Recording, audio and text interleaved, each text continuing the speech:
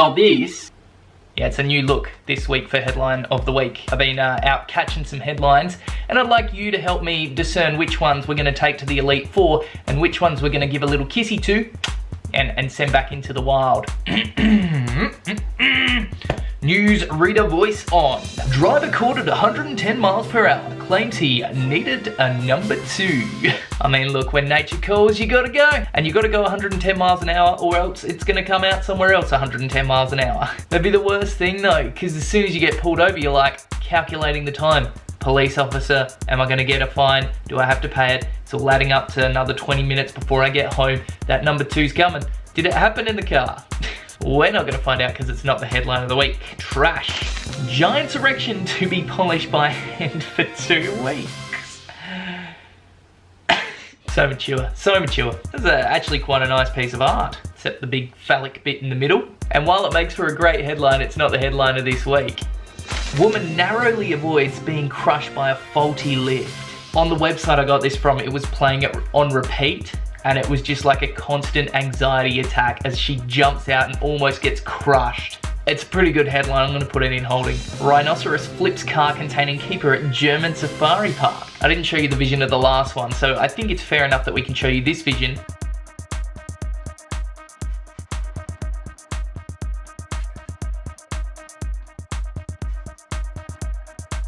And then say it's not the headline of the week. Surfer catches air at Florida beach, lands on chomping 6-foot shark. What happened next? We're gonna find out, possibly, because we're gonna put it in holding. This is a poorly structured headline. Georgia woman accused of borrowing gun to get free snacks. Okay, we get the point. She's borrowed a gun and a badge, pretended to be a cop to get free snacks. Does that work? I think in Australia, emergency services get free Maccas. Is there more that they get? I'm sure there's places that police get free food. Seems like a bit of a lapse on whatever police officer has lent that stuff. I wonder if it is the case of that though. Is it borrowing, or did she sneak it away? Did she snatch it when the person wasn't looking and then gave it back? And if that was the case, that person needs to not be a police officer. Look, I like the idea, but I don't think it's the headline of the week. Unruly cows descend on upscale neighborhood night after night. And they've perfectly got a picture of the cow with those like laser eyes that when you have the flash on the camera, it's like, I want to know a little bit more. Why are they coming into this classy neighborhood as cows? Is it next to some sort of farming area? It's going in holding. 250 escaped pigs run rogue through Vermont town. Hot dog buns help lure them back. I thought you could only lure pigs with potatoes. Or is that's a Minecraft thing, right? Been watching too much. That is hilarious. That is great. We need to know more about that. Dare I say it's going in the top 3. Certainly in holding for now. Robot pole dancers to debut at French nightclub.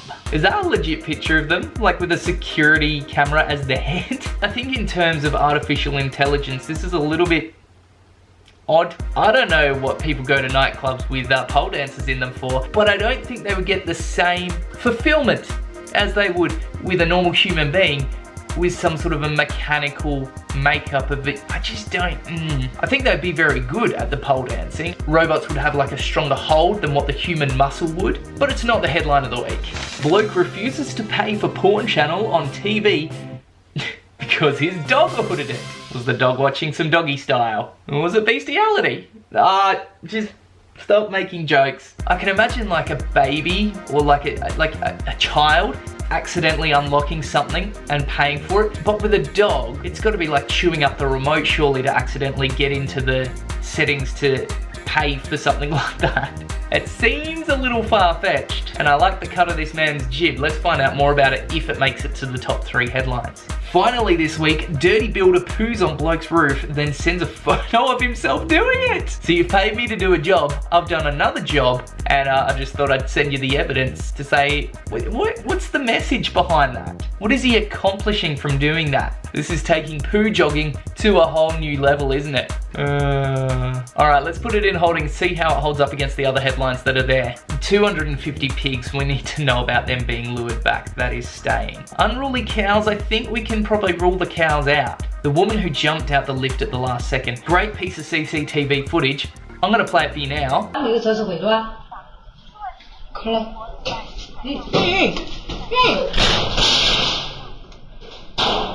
So then we can trash this because it's not the headline of the week. I think this surfer who's jumped up, got some air and landed on a shark, I want to know what happens next. Let's put that in holding. And who do we pick between the two dirty blokes? The roof pooer or the doggy porn channel denier? Let's find out more about that dog, I think. See you later, roof pooer. Let's find out more about these headlines.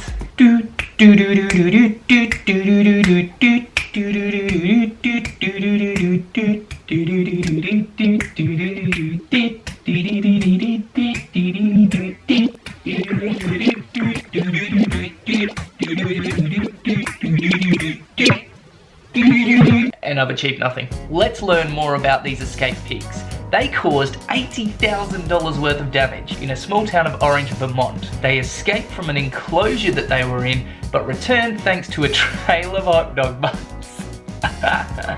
Ooh, hot dog bun. Ooh, hot dog bun. Ooh, hot dog bun. Most of his pigs have returned home. Not all of them are there. The farmer said the pigs have been allowed and remain to be allowed in the town right of way so cars are unable to pass. People can't walk on the road because the pigs are chasing them. The farmer's facing tens of thousands of dollars in fines from the town. His argument is his enclosure was damaged by vandalism, allowing about 50 adult pig and 200 piglets to escape. And he reckons it was the work of a former employee. Now this story's heating up. The farm was also robbed of thousands of dollars in tools the same night. They reckon 99% of the pigs are back and the fence has now been fixed. So that should mean there's like 2.5 pigs, right? 2 adults and a piglet. But earlier that day, someone said they spotted 16 pigs in town. So I wouldn't say 99% is a good estimate there, Mr. Farmer. Well, it looks like that's an ongoing story. The pigs continue to take over the town. Not all of them are back at the farm. They just need to go buy some more hot dog buns. It's as simple as that, right? Put it on a fishing line, tow it behind a car, you'll be fine. Okay, the surfer that has landed themselves on a chomping shark. Not a great place to land. He's a surfer from Florida, he's a chiropractor, flew into the air with his last wave of the day and boom, straight into a 6-foot plus shark. It bit 4 of his fingers on his left hand and his left calf and shin. Terrifying, but injuries not life-threatening. Out of all his surfing years, he's never tried to throw some air. But he goes, you know what? Today's the day. Today was not the day.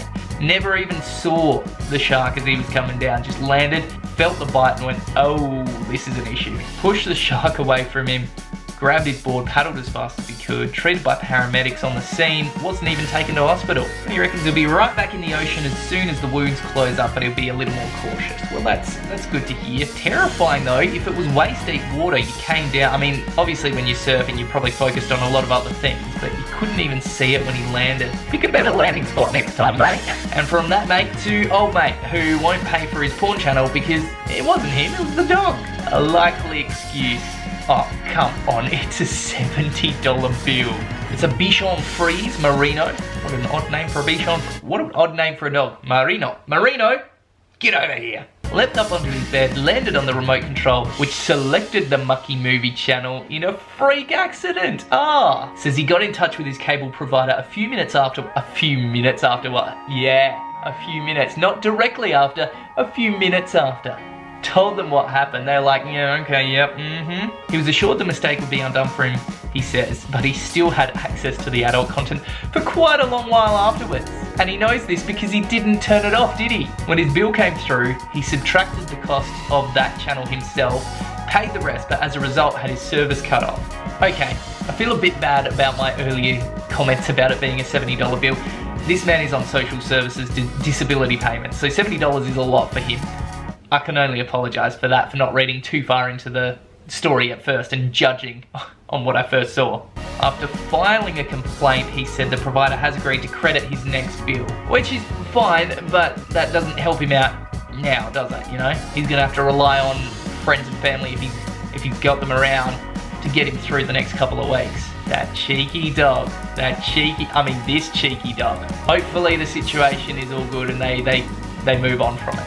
So coming in at number 3 this week is the surfer who landed on a shark. Coming in at number 2, the dog pressing the porn channel, the bloke refusing to pay for it, and number 1, of course, the 250 escaped pigs being lured back with hot dog buns.